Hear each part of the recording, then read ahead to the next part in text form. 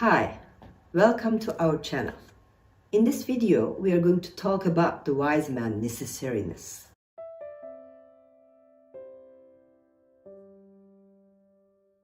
In today's world, with the ever-increasing variety of lifestyles, the colorful array of emerging ideas and thoughts, and the rivers of thought in which people don't know where they'll be carried, many find themselves living in the middle of chaos. Why does everything seem so complicated?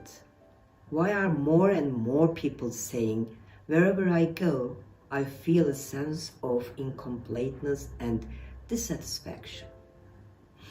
Why is it that none of the schools of thought, philosophical movements, or belief systems seem to meet or fill the void? Why are more people asking, what if I joined all the groups formed by those trying to express themselves, blended them all together somehow? Would I find peace?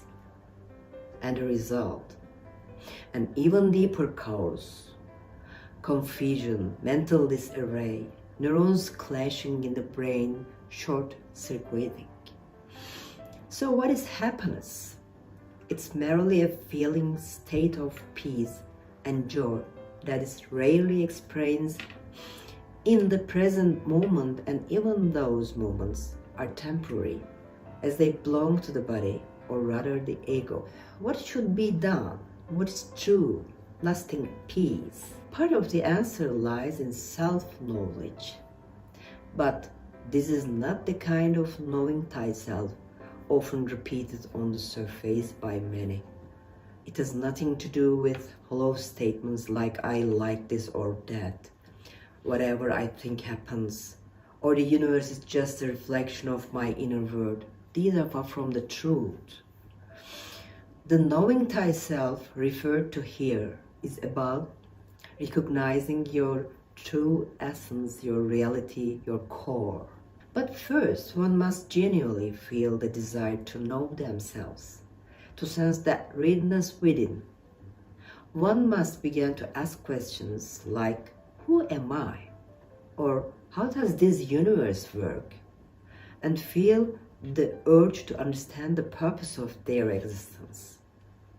The system we are in includes us, and within it lies a magnificent order, a seamless flow, and a profound structure. The system moves in a continuous cycle from the microcosm to the microcosm, and from the microcosm back to the macrocosm, operating through a network of interconnectedness linked by the fundamental forces that hold all existence in divine communication and harmony. With this immense, boundless cosmos, of which we ourselves are but a part, how does this web of interaction truly function? If a person becomes ready to know themselves, questions naturally arise. How do I take place within this universe? What is my reality, my essence? And how am I connected to this great cosmic whole? There are truths which cannot be analyzed, interpreted, or fully grasped through empirical data or the intellect alone. Although scientists may investigate one wing of this reality, their efforts remain incomplete, unable to bring about true balance or access to the essence of knowledge. The truth of knowledge cannot be intellectually comprehended. It must be witnessed and lived. What we call consciousness within the human being is, in truth, repository of veiled knowledge, consisting of multiple layers, each connected to the absolute source. Imagine these levels of consciousness as the layered membranes of an onion, each veil guarding the next. We may try to understand them through models and metaphors, but ascending from one level of awareness to another, let alone transcending them entirely is impossible without the guidance of a wise and perfected being. Such a sage has also reached their wisdom only through the guidance of another perfect master, one who has walked those inner realms before. Without the touch of such a master's hand, these inner chambers, these sealed data boxes cannot be opened. For the key to these mysteries lies in the hand of the enlightened one. A wise one is a human being who has become conscious of their own divine essence, one who has elevated their awareness to the dimension of truth and under the guidance of another realized being has attained inner illumination through self-realization. Every community, whether large or small, requires guidance, and every field of learning must have a qualified teacher, someone who has received the necessary training, who holds both the capacity and experience to pass on that knowledge. Family, parents guide the child. In school, a teacher transmits knowledge of the physical world, but the teacher who reveals the self to the self by the self, such a guide is not found in these ordinary places. That guide, the true sage, the master, is one who has reached the essence of his own being. He has not only acquired knowledge from lines in books, but also from the depths of his chest, from the illuminated heart. He has lived and experienced the knowledge. He has connected the divine way between his mind, intellect, and his heart. The wise don't merely see forms and physical appearances.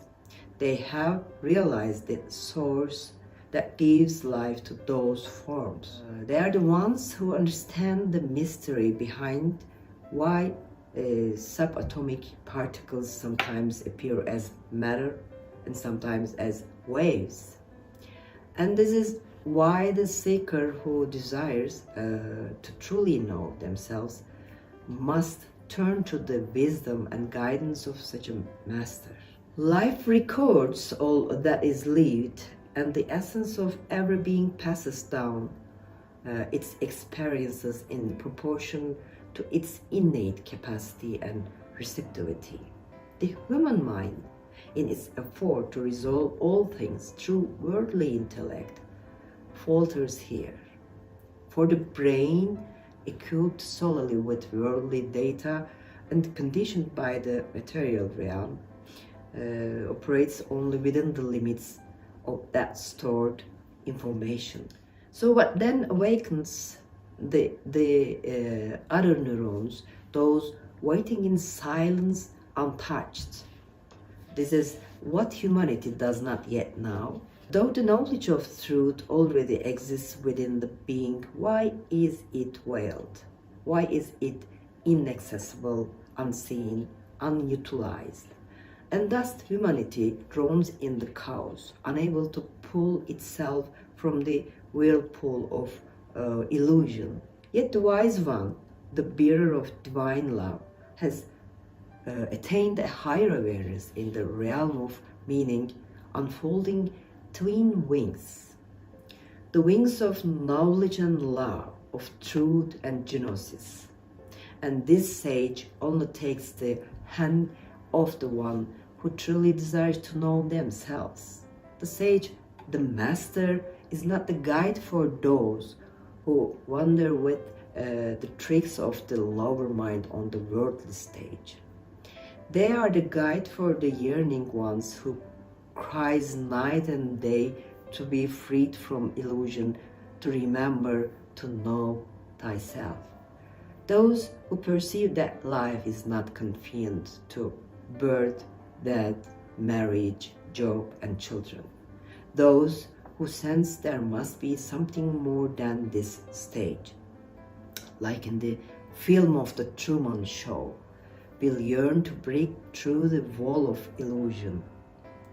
To know the self, to escape the prison of conditioned thought, to truly be free, one must seek the teachings of a wise one with a deep inner yearning. And how will the seeker recognize such a one? If the heart trembles in awe before the wisdom and divine love radiating from that being, if the words that enter the ear descend into the heart and bring a peace unknown before, then know you have found the true perfected human, the real guide. Those who wonder why they are upon this stage of the world, who they truly are, and how to reach the hidden essence of this vast cosmic design are already on the path.